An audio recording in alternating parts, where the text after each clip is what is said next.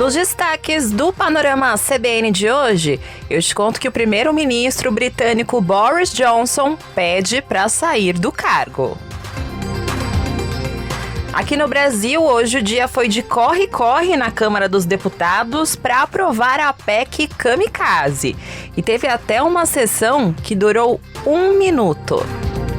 E no mundo das artes morre o ator James Caan, que interpretou Sonny Corleone em O Poderoso Chefão.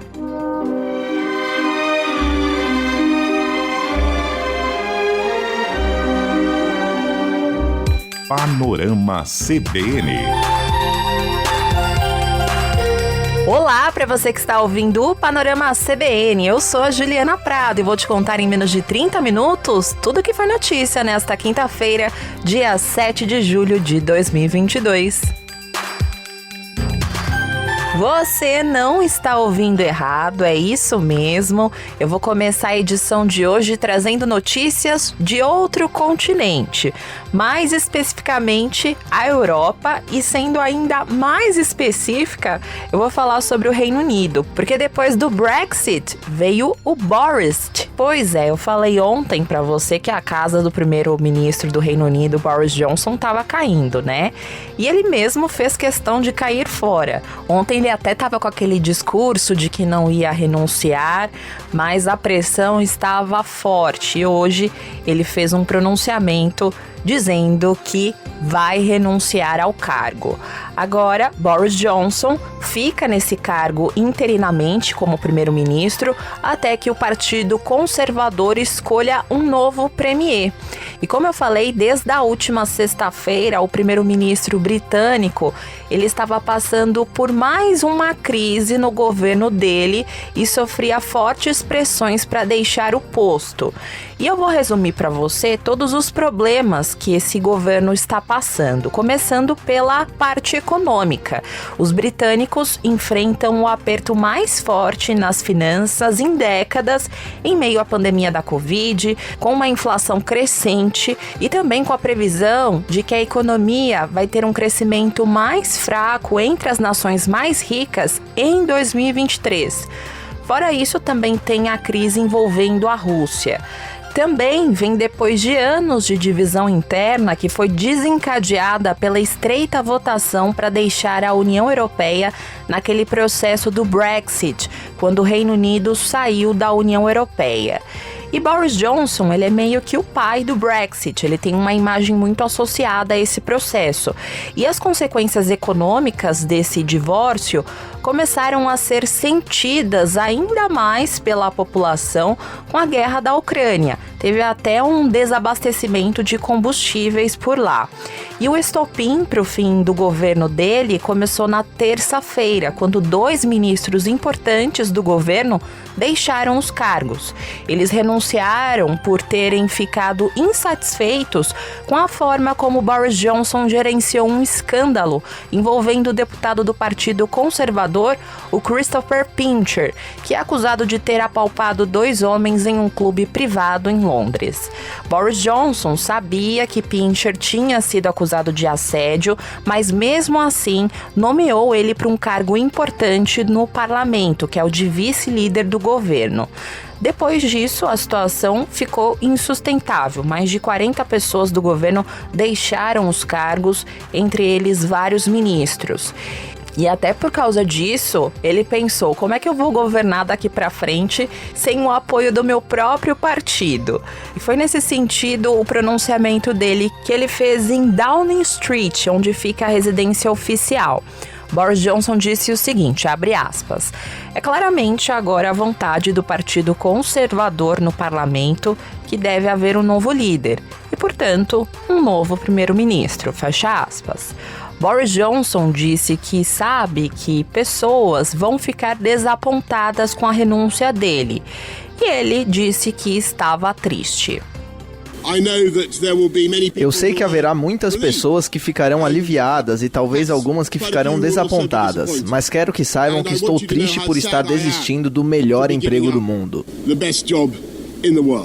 No currículo de Boris Johnson também tem aquele escândalo Partygate, que mostrou que o primeiro-ministro participou de festinhas particulares nos gabinetes enquanto os britânicos estavam trancados em casa, respeitando as restrições impostas pelo governo para conter a Covid-19. Enfim, tudo isso resultou nessa derrota para Boris Johnson. Agora, os conservadores vão ter que eleger um novo líder, que é um processo que pode levar cerca de 2 meses. E depois, por consequência, o novo primeiro-ministro vai ser escolhido. E uma pesquisa mostrou que o ministro da Defesa, Ben Wallace, é o favorito entre os membros do Partido Conservador para substituir Boris Johnson. Na sequência, a preferência pela ministra júnior do Comércio, Penny Mordaunt. E em terceiro, a preferência pelo ex-ministro das Finanças, Rishi Sunak, que fazia parte do governo de Boris Johnson e renunciou nessa semana. Agora vamos para os nossos problemas aqui do Brasil. Eu vou falar da PEC Kamikaze, que é aquela proposta de emenda à Constituição que concede uma série de benefícios sociais às vésperas das eleições e somente para esse ano. Mas para que isso aconteça, eu lembro você que a lei eleitoral que proíbe esse tipo de benefício popular em ano de eleições vai ser driblada. E daqui a pouco eu vou detalhar para você a versão atualizada dessa proposta e eu vou aproveitar o momento também para tirar uma dúvida de um Panalover, combinado? Mas antes, eu preciso contar para você que os deputados estão super empenhados para aprovar essa proposta ainda hoje. Tanto que, para você ter uma ideia, para impedir qualquer tipo de questionamento sobre os prazos para votar essa proposta, os deputados abriram uma sessão do plenário na Câmara dos Deputados hoje às 6h30 da manhã. Isso mesmo, eu nunca tinha visto algo parecido. E essa sessão, ela durou apenas 1 minuto, mas já serviu para contar como sessão válida entre as necessárias para garantir o intervalo mínimo para a tramitação dessa PEC. E ouve só como foi esse momento. Nem o narrador da TV Câmara estava preparado para isso. Muito bom dia, 6h30 pelo horário de Brasília. Estamos iniciando a transmissão da sessão no plenário Ulisses Guimarães da Câmara dos Deputados. Quem está presidindo a sessão é o deputado Lincoln Portela. Você vai passar a acompanhar agora a sessão plenária da Câmara dos Deputados. Eu sou o Márcio Aquiles Sardi e fico com vocês. Bem, nada mais havendo a tratar, vou encerrar os trabalhos antes do dia 7 de julho de 22. Tempo de líder, senhor presidente. Está encerrada a sessão. Está encerrada a sessão. Literalmente, a oposição dormiu no ponto, porque o deputado Marcelo Ramos, que até já foi vice-presidente da Câmara, criticou essa manobra e também o teor eleitoreiro dessa PEC. Eu também me sensibilizo com alguém que precisa de uma cesta básica. Mas se eu voltar para o meu estado amanhã e doar uma cesta básica para alguém que está com fome, isso é crime eleitoral que gerará a minha inelegibilidade. Nós estamos avacalhando o processo legislativo. O que foi feito hoje de manhã, de abrir uma sessão às 6 da manhã, impedir a palavra de um líder apenas para contar prazo, é a avacalhação do processo legislativo. Como eu falei para você, os deputados estão super empenhados para aprovar essa PEC, né? Mas antes ela precisa passar por uma série de processos internos antes de ser votada por todos os parlamentares em plenário, como a gente costuma dizer. E agora à tarde, uma comissão especial da Câmara dos Deputados aprovou por 36 votos a 1 o texto base dessa proposta. E eu reforço para você esse número. Só tivemos um deputado contrário a essa proposta. E a oposição, ela tem um papel duplo aqui.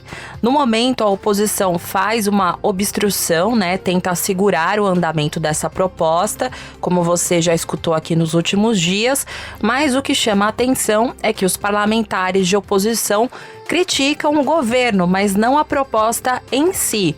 E pelo contrário, a ampla maioria diz que as medidas são necessárias para atender a população, indicando que quando esse texto texto estiver em votação no plenário, esses deputados vão votar a favor dessa proposta. E quem falou algo nessa linha foi o líder do PT, o deputado Reginaldo Lopes, que foi questionado por um colega na comissão. Temos vários caminhos, mas o que nós estamos aqui, sendo pressionados a tomar uma decisão, porque nós temos compromisso em salvar a vida do povo, o povo está passando fome, as soluções estão equivocadas. As saídas é pura demagogia, não vai resolver, mas é evidente que nós, do Partido dos Trabalhadores, jamais vai faltar o povo brasileiro, mas também vai ter coragem de denunciar que essa PEC é uma vergonha. Vão votar a favor, né, o PT? É necessário. Já a base governista defende essa proposta como sendo benéfica para a economia brasileira. O Bolsa Família em Rondônia vai ser comprado com um dinheiro tranquilo, vai até sobrar. Forte abraço, fiquem com Deus. É Bolsa Família, eu falei, para alegrar o PT. Porque o Bolsonaro... Bolsa Família, Bolsa Família, Bolsa Família. Só para corrigir aqui minha fala, só para corrigir. Eu falei Bolsa Família, eles não deixaram, já vieram gritando. Bolsa Família, na época do Bolsa governo Família, do PT, Bolsa hoje Família, Bolsa Família. Em resumo, essa proposta ela é vantajosa do ponto de vista eleitoral para todos os políticos, porque qual que é o deputado ou senador que vai mostrar para o eleitor que votou contra uma proposta tão popular, né? Mas eu volto a repetir aqui para você que há uma preocupação gigante em relação à nossa economia a partir de janeiro de 2023, porque essa fatura é igual cartão de crédito, uma hora vai chegar. E como é que a gente vai pagar essa fatura, né? Bom, enquanto eu gravo este podcast, essa proposta ela já está em plenário para que todos os deputados votem. E como não teve nenhuma alteração, a proposta que está valendo é a seguinte: essa PEC ela estabelece o estado de emergência em 2022 por causa da crise dos combustíveis. Isso segundo a proposta. Então, a partir disso é que entra aquele olé na lei eleitoral em que vários benefícios vão ser pagos, como o Auxílio Brasil, que vai passar de R$400 para R$600 mensais, e também tem a previsão e o cadastro de mais de 1,5 milhão de novas famílias nesse programa. Os caminhoneiros autônomos também vão ser beneficiados com a criação de um voucher de R$1.000. Também tem o Auxílio Gás, que vai ter uma ampliação de R$53 para o valor de um botijão a cada 2 meses. Os idosos também vão ser beneficiados, porque vai ter uma compensação aos estados para atender a gratuidade da passagem de ônibus, que já é prevista em lei. Os taxistas também estão nessa proposta. Esses profissionais que estão devidamente registrados até o dia 31 de maio de 2022 vão ganhar um voucher também. E calma que tá acabando, vai ter um repasse de R$500 milhões ao programa Alimenta Brasil, que prevê a compra de alimentos produzidos por agricultores familiares e a distribuição a famílias em segurança alimentar. E, por fim, também vai ter um repasse de até R$3,8 bilhões por meio de créditos tributários para a manutenção da competitividade do etanol sobre a gasolina. E aproveitando esse momento que eu estou detalhando a proposta, eu vou tirar uma dúvida do nosso panolover Sérgio Ricardo Meira. Ele mandou uma mensagem dizendo o seguinte: a minha dúvida é se essa PEC Kamikaze também abrange a classe de motorista de aplicativo, porque há algum tempo o governo comentou sobre uma ajuda a combustível devido ao alto preço da gasolina.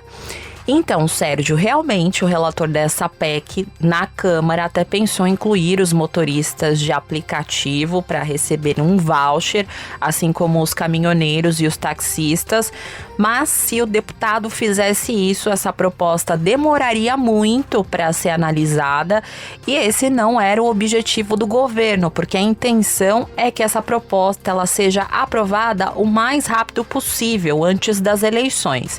E por isso, os motoristas de aplicativo não foram incluídos nessa proposta, e o relator, o deputado Danilo Forte, decidiu então seguir o mesmo texto que foi aprovado no Senado, entendeu? E aproveitando, muito obrigada pela sua mensagem e por essa dúvida super pertinente. E essa proposta, ela vem sendo chamada de PEC Kamikaze, porque ela vai custar 41,2 bilhões de reais aos cofres públicos em um momento da crise econômica mundial e também da fragilidade das contas do governo. E esses benefícios, eles só vão valer até dezembro desse ano, e a conta vai ficar para o próximo governo. Além disso, vai abrir um precedente na nossa Constituição de que qualquer governo vai poder fazer esse mesmo esquema, oferecendo medidas populares a 3 meses das eleições. Enfim, como eu falei, essa PEC está no plenário da Câmara, onde, para ser aprovada, precisa ter os votos de ao menos 3/5 dos parlamentares. Então, 308 votos dos 513 deputados. Isso em 2 turnos de votação. E eu tenho certeza que a Bianca Santos vai trazer o resultado para você na edição da manhã do Panorama CBN.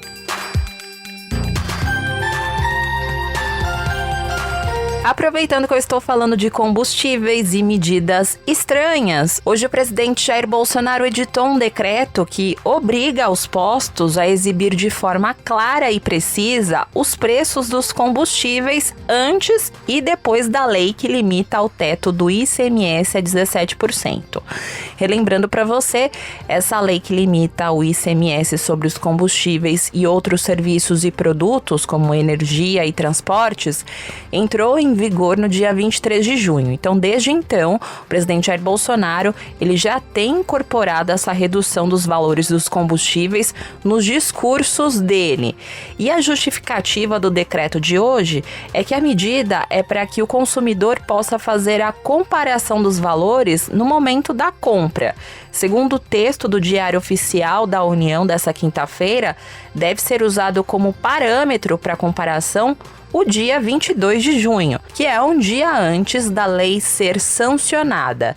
Esse decreto, ele tem validade até o dia 31 de dezembro desse ano. E curioso que essa medida também vale até dezembro, né?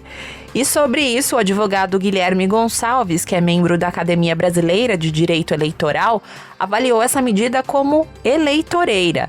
Ele disse para nossa reportagem que esse decreto pode ser usado para autopromoção não só do presidente da República, mas também por parte dos governadores que tentam a reeleição.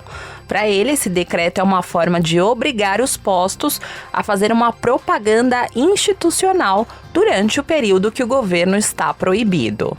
Eu diria que a diferença é que o impacto desse decreto, do ponto de vista jurídico-eleitoral, é muito maior do que um abuso mais direto, como se fosse, por exemplo, a utilização do site institucional do próprio governo federal ou da Agência Nacional de Petróleo, que é a hipótese que eu fiz. Me parece muito grave mesmo, porque pode ter como resultado conduta vedada, como a legislação eleitoral confere, e pode chegar inclusive à cassação do responsável pela medida em caso de impacto efetivo na eleição, né?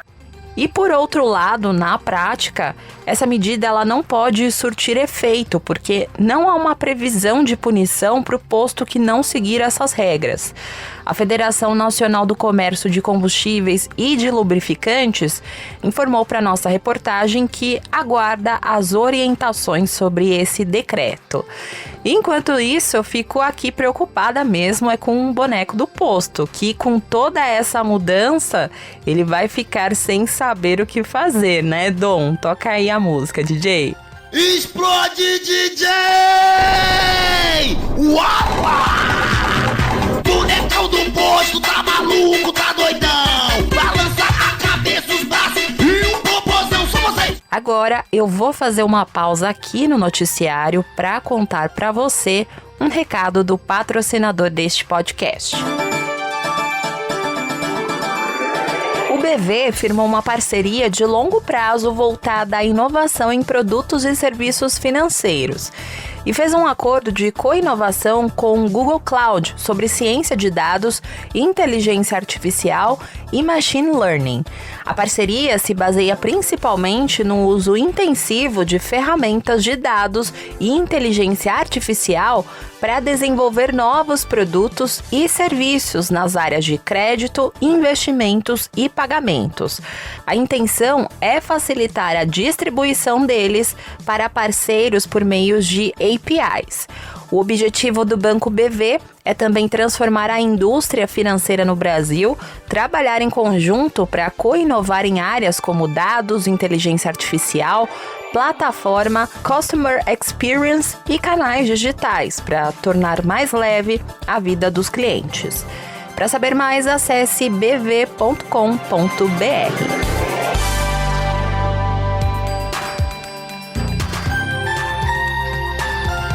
Voltando ao noticiário, no Rio de Janeiro a Polícia Civil pediu a prisão preventiva de Cíntia Mariano Cabral. Ela é suspeita pela morte da enteada e pela tentativa de homicídio contra o enteado. O inquérito concluiu que a madrasta envenenou a estudante Fernanda Cabral, de 22 anos, que morreu em março desse ano, e segundo esse inquérito, ela também tentou intoxicar propositalmente Bruno Cabral, de 16 anos. O delegado responsável pelo caso, Flávio Rodrigues, classificou esse caso como um crime tenebroso.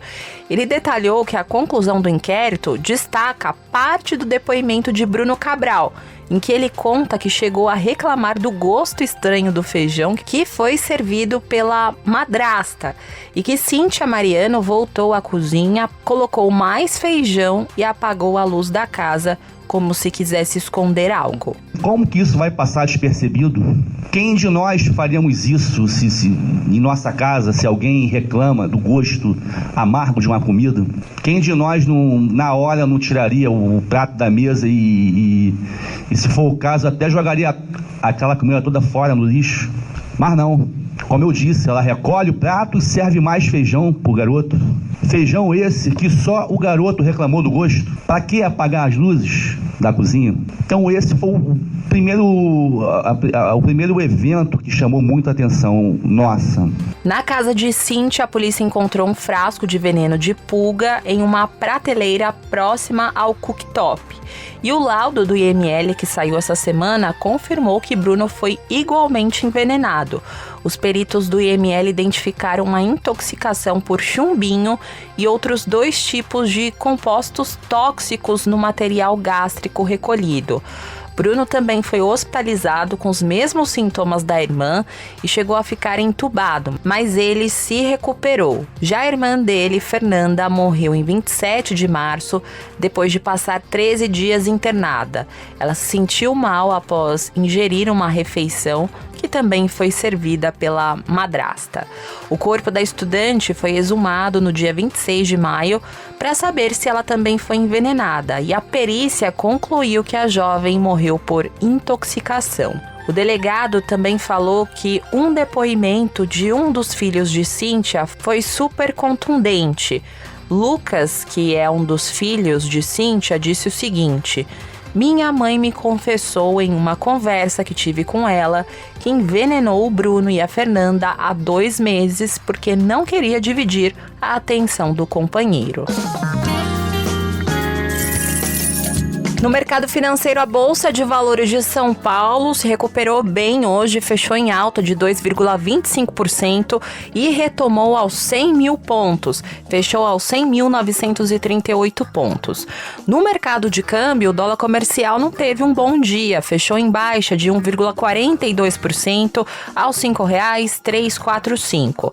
Já o euro fechou negociado também com uma desvalorização de 1,64% aos R$ 5,434.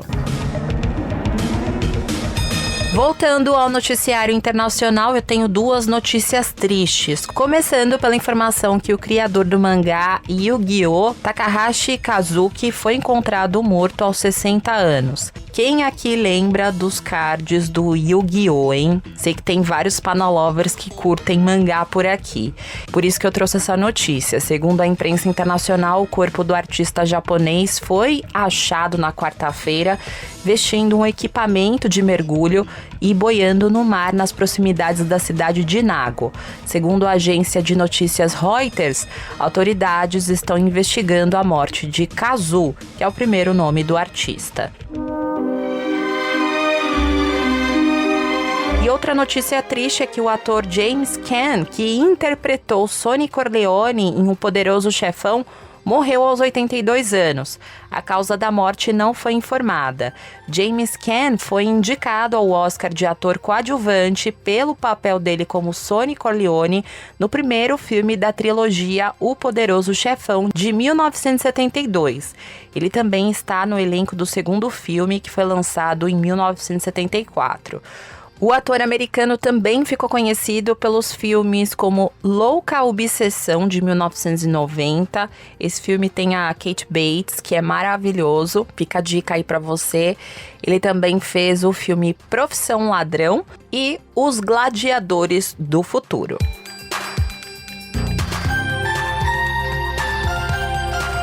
E eu vou embora com a música do Bonecão do Posto, porque só nos resta rir para não chorar com esse noticiário, né? Então, ao som do DJ Malboro e do grupo SD Boys, eu vou ficando por aqui.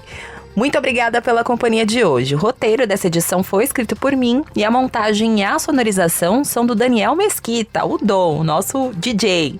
E você pode me encontrar lá nas redes sociais, no @Juliana_Deprado no Twitter, e no Insta é só procurar por @JulianaDeprado.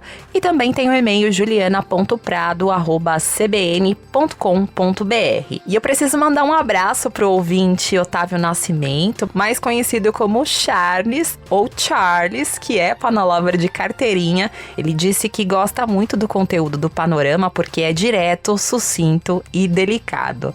E eu também preciso mandar um outro abraço para o ouvinte Sérgio Ricardo Meira, que mandou a dúvida sobre a PEC Kamikaze, e ele também falou que é um panalover de carteirinha. Então, muito obrigada pela companhia diária, Charles e Sérgio. Um grande abraço para vocês.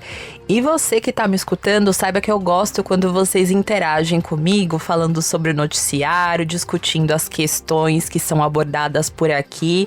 Com isso eu consigo ver que vocês estão super ligados nas notícias. E esse é o objetivo, né? Ficar por dentro de tudo.